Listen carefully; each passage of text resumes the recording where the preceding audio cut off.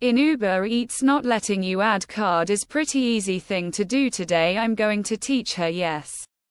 Can fix Uber Eats application is not letting you add card now. There could be several reasons. That could be reason that your card has some security issues, or Uber Eats have banned you from the payment in the Uber Eats. So how can you fix that? In order to fix that, you have to reinstall the rules application. You can simply long press it, uninstall it, and install it again from the Play Store. There is another thing that you can try resetting the setting by going to the setting application, and in the settings you have to search for apps, and in the apps you have to go to the settings, and there you have to look for Uber Eats, and as you can see, this is Uber Eats. Now I'm going to tap her hair, and a hair I'm going to tap on storage. Now here you simply have clear the cache and clear the data, and your application will be reset, and you can